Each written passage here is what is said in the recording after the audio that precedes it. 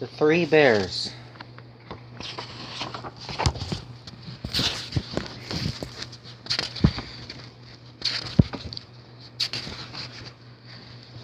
Little Goldilocks was a pretty girl who lived once upon a time in a far-off country. One day she was sitting on the hearthrug playing with her two kittens, and you would have thought she was as happy as a queen, and quite contented to stay where she was instead of wanting to run about the world meddling with other people's property. But it happened that she was rather mischievous and teased her pets, so one of them scratched her and then she would play with them no longer. She got up and trotted away into the woods behind her mother's house. And it was such a warm, pleasant day that she wandered on and on until she came to a part of the woods where she had never been before. Goldilocks stopped when she came to the bear's house and began to wonder who lived there. "I'll just look and see," she said, and so she did. But there was no one there, for the bears had all gone out for a morning walk, whilst the soup they were going to have for dinner cooled upon the table. Goldilocks was rather hungry after her walk, and the soup smelt so good that she began to wish the people of the house would come and invite her to have some. But although she looked everywhere under the table and cupboards, she could find no one. At last she could resist no longer, but made up her mind to take just a little sip to see how the soup tasted. The soup had been put into 3 bowls: a great big bowl for the great big bear, a middling-sized bowl for the middling-sized bear, and a teeny tiny bowl for the teeny tiny bear. Beside each bowl sat a little spoon. Goldilocks took one out and helped herself to a spoonful of soup from the great big bowl. Ew, how it burnt her mouth. It was so hot with pepper that she did not like it at all. Still, she was very hungry, so she thought she would try again.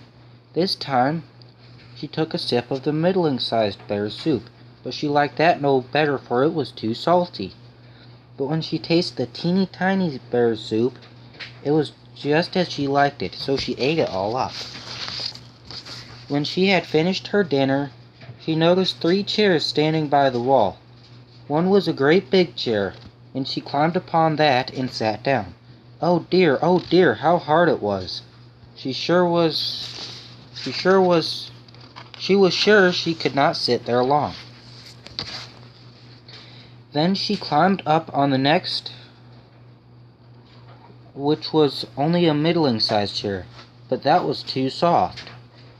So she went on to the last, which was a teeny tiny chair. That suited her exactly. It was so comfortable that she sat on and on until, if you'll believe it, she actually sat the bottom out.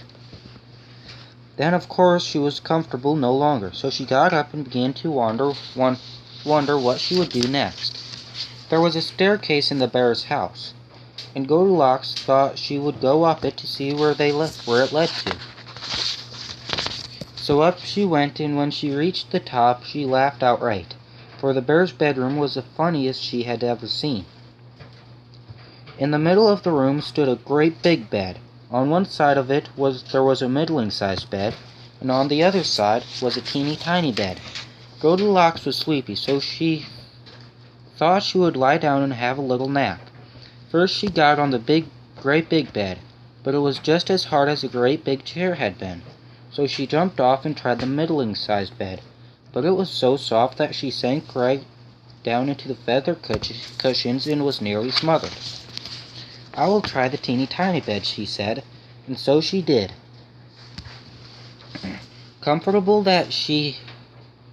And it was so comfortable that she soon fell fast asleep.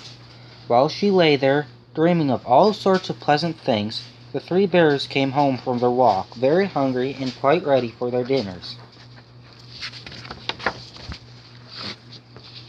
But oh dear me, how cross the great big bear when he looked to see his spoon had been used and thrown under the table.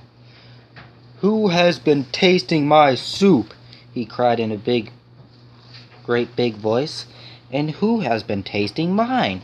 cried the middling-sized bear in a middling-sized voice. "But who has been tasting mine and ate it all up?" cried the poor little teeny-tiny bear in a teeny-tiny voice, with the tears running down his teeny-tiny face. When the great big bear went to sit in his great big chair, he cried out in his great big voice, "Who has been sitting on my chair?"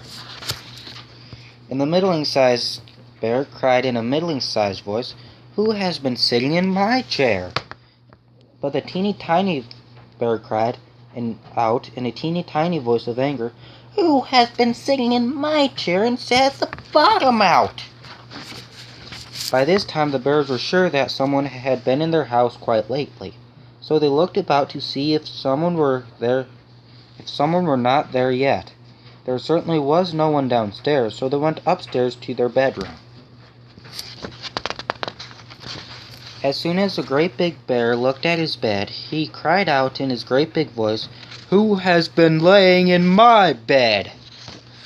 And the middling-sized bear, seeing that the coverlet was all rumpled, cried out in a middling-sized voice, "Who has been lying on my bed?" But the teeny-tiny bear cried out in a teeny-tiny voice of astonishment, "Who has been lying on my bed and lies there yet?" Now when the great big bear began to speak, Goldilocks dreamt that there was a bee buzzing in the room, and when the middling-sized bear began to speak, she dreamt that it was flying out the window. When the teeny-tiny bear began to speak, she dreamt that the bee had come back and stung her on the ear, and up she jumped. Oh, how frightened she was when she saw the three bears standing beside her. She hopped out of the bed in a second and was out through the open window, never stopping to wonder if the fall had hurt her. She got up and ran until she could go no farther, always thinking that the bears were close beside her. And then she found that in her fright she had run straight home without knowing it. And the three bears, though they often looked for her, never saw little Goldilocks again. If you can find that same wood where the three bears lived, perhaps you can find their dear little house with the green door, and perhaps you can find Goldilocks. The end.